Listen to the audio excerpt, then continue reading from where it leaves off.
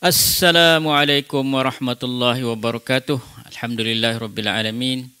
Wa bihi nasta'in ala umuri dunya waddin wassalatu wassalamu ala sayyidina Muhammad wa ala alihi wa sahbihi ajma'in. Allahumma arhamna bil Qur'an waj'alhu lana imama wa nuran wa huda wa rahmah. Allahumma zakkirna minhu ma nusina wa 'allimna minhu ma jahilna warzuqna tilawatahu wa ana al-laili wa atrafan nahar waj'alhu lana hujjatan ya rabbal alamin. Rabbi shrah li sadri wa yassir li amri wahlul 'uqdatam min lisani yafqahu qawli wa la haula wa la quwwata illa billahil 'aliyyil 'azim. Amma ba'd. Tuan-tuan, puan-puan, datuk-datuk, datin-datin yang dirahmati Allah Subhanahu wa taala. Alhamdulillah pada malam ini kita bersiaran langsung dari Kompleks Seni Islam Antarabangsa Selangor untuk kita memulakan sesi daurah mufiq. Tuan-tuan dan puan-puan yang berada di seluruh Malaysia, ada di kalangan yang sudah memiliki Al-Quran Al-Karim yang diterbitkan oleh Yayasan Restu, yang kita terbitkan dalam bulan Ramadan yang lepas. Alhamdulillah Quran ini sudah tersebar dan juga kita mendapat kelulusan dari Kementerian Dalam Negeri. Dan Al-Quran Karim ini kita namakan Al-Quran Karim bertajwid dan terjemahan berserta ensiklopedia Al-Quran. InsyaAllah bermula pada malam ini dan malam seterusnya setiap hari Jumaat selepas maghrib kita akan memulakan kupasan-kupasan daripada mufiq ini yang kita namakan Daurah Al-Mufiq.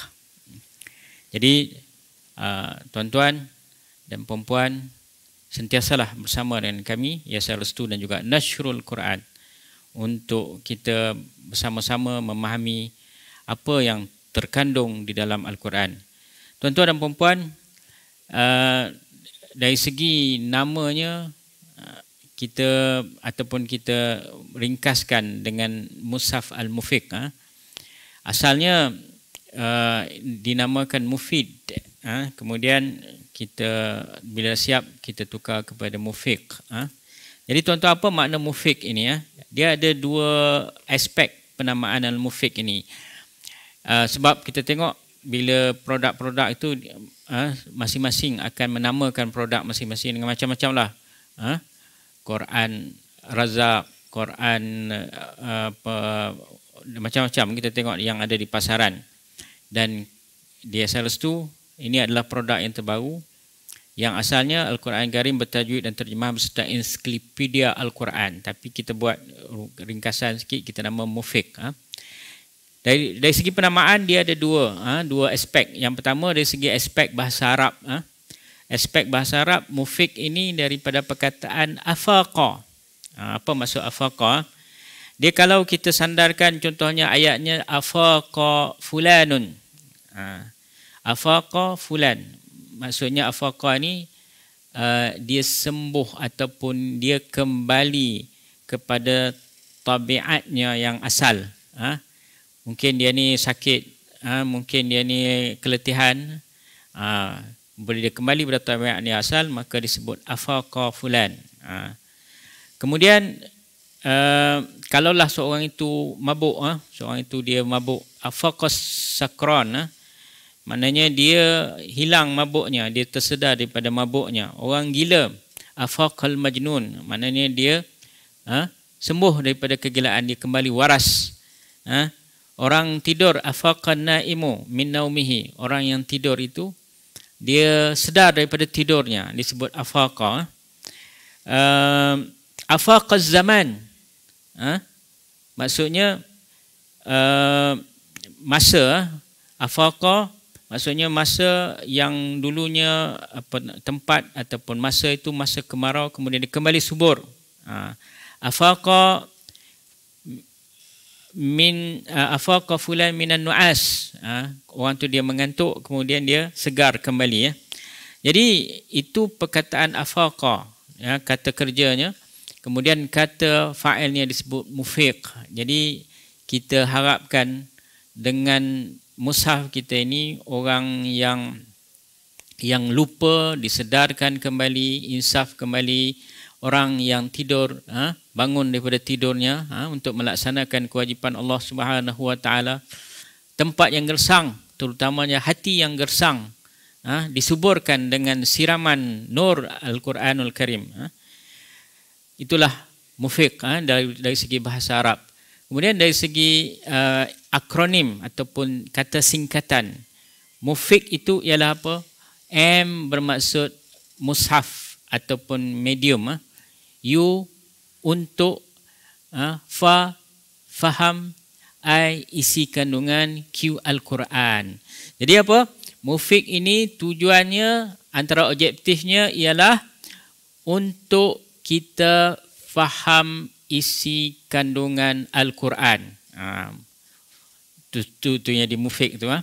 Quran ini kita biasa baca, kita biasa tilawah. Tapi masalah kita orang Melayu ialah masalah kita tidak faham bahasa Arab. Jadi bila kita tak faham bahasa Arab, kita tak faham Al-Quran. Jadi untuk kita faham Quran, kena apa? Kenalah belajar bahasa Arab. Tapi nak belajar bahasa Arab ni jadi apa? Takutlah Ustaz, nanti bila belajar bahasa Arab, jadi bahasa Arab ni susah. Dalam perspektif kita, bahasa Arab ni susah. Kan?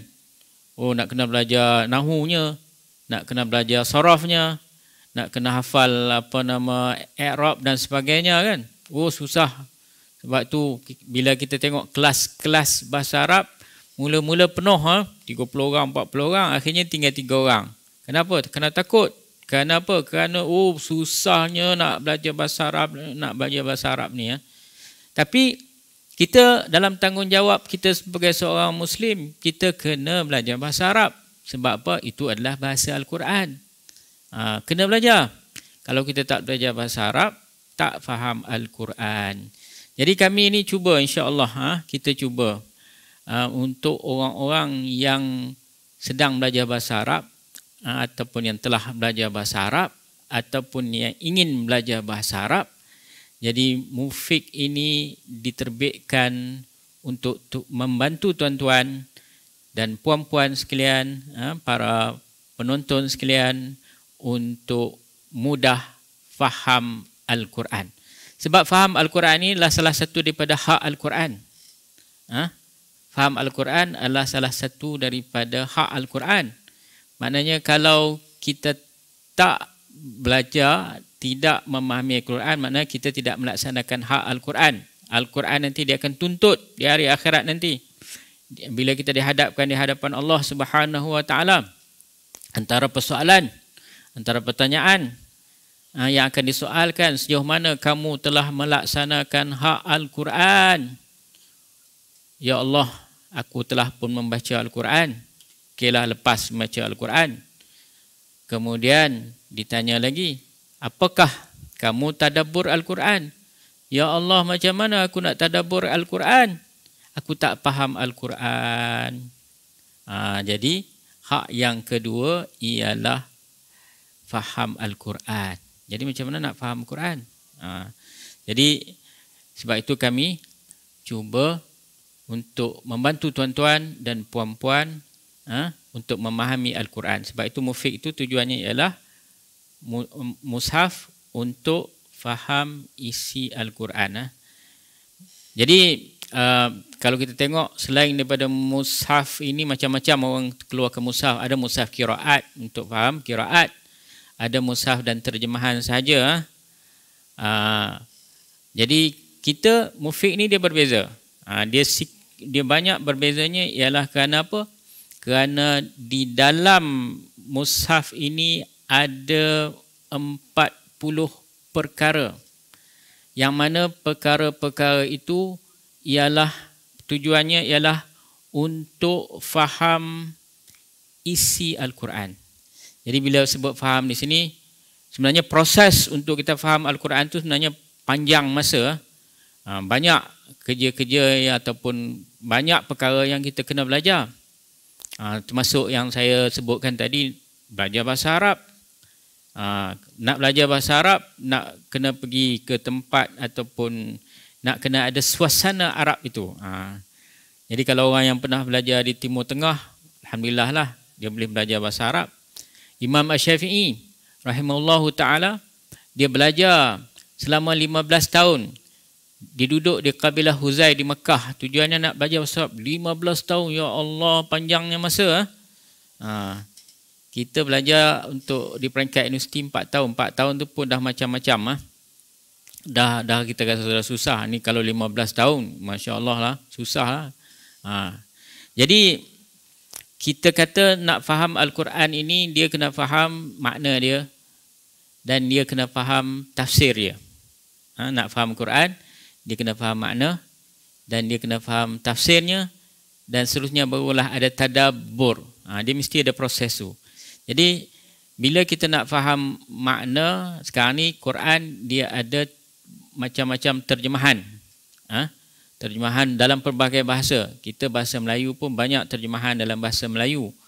Jadi adakah cukup dengan kita membaca terjemahan? Nak faham Quran? Sebenarnya tak cukup lagi. Terjemahan itu hanyalah macam kita langkah-langkah untuk masuk kepada Al-Quran. Maknanya belum lagi kita masuk Quran tu. Maknanya langkah-langkah kita, oh ini makna ayat ini. Kemudian bila kita faham makna, dan sekarang ni pun nak faham makna pun kita ada terjemahan literal ataupun disebut juga terjemahan lafziyah, satu perkataan. Jadi okey, kita baca Quran, oh bawahnya ada makna dia. Okey, ini makna dia. Kemudian selepas daripada itu kita kena apa? Kena memahami maksud ayat ataupun maksud perkataan itu dari aspek tafsir. Kalau nak faham tafsir Al-Quran, kena buka kitab tafsir. Kitab tafsir Quran ini bukan sikit. Kalau yang kita biasa dengar, oh tafsir Ibnu Katsir. Kitab tafsir Ibnu Katsir ini pun dah diterjemahkan dalam bahasa Melayu kita, bahasa Indonesia. Tafsir Al-Maraghi sudah pun diterjemahkan. Tapi banyak lagi tafsir-tafsir yang tidak diterjemahkan, kebanyakannya dalam bahasa Arab. Ada yang diterjemahkan dalam bahasa Inggeris. Jadi itu peringkat memahami Al-Quran tafsir. Bila kita faham tafsir ini, dia lebih detail, dia lebih mendalam. Termasuk juga kita akan memahami dalam konteks pandangan-pandangan ahli tafsir. Dalam konteks perselisihan pendapat dalam terjemahkan dan juga memahami makna. Maknanya ada perkataan-perkataan dalam Al-Quran itu mempunyai banyak makna. Jadi makna mana yang kita nak terima. Kemudian lepas pada itu, kita kena tadabbur Al-Quran. Kita kena tadabbur. Tadabbur ni dia lebih umum sebenarnya. Sebab itu dalam Al-Quran Allah Subhanahu Wa Taala sebut afala yatadabbarunal Quran. Adakah mereka tidak tadabbur Al-Quran? Maknanya tadabbur Al-Quran ini bukan hanya orang mukmin sahaja, tetapi Allah Subhanahu Wa Taala juga perintahkan kepada orang bukan Islam. Makna peringkat umum. Jadi tadabbur ini kalau dalam kita sebagai orang Islam, kita kena faham makna, kemudian kita kena faham tafsir, kemudian kita tadabbur. Tapi kalau orang yang bukan Islam, dia baca Quran, baca terjemahan Quran, di situ dia boleh tadabbur. Cuma makna yang benar, makna yang sahih itu bukan tanggungjawab dia. Tapi kita, orang Islam, kena pastikan kita memahami makna yang tepat dalam konteks kita sebagai mukmin, dalam konteks kita berpegang kepada akidah Ahlus Sunnah wal Jamaah, dan syariat kita adalah syariat Islam yang syumul. Begitu juga Al-Quran itu juga patut kita jadikan sebagai budaya hidup kita. At-ta'ayush bil Quran. Kita membudayakan Al-Quran dari segi kehidupan kita.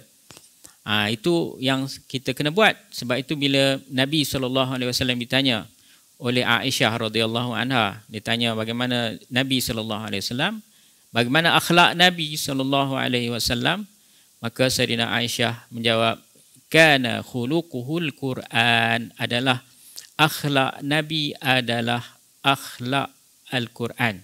Maknanya Al-Quran Nabi itu adalah merupakan Al-Quran yang hidup.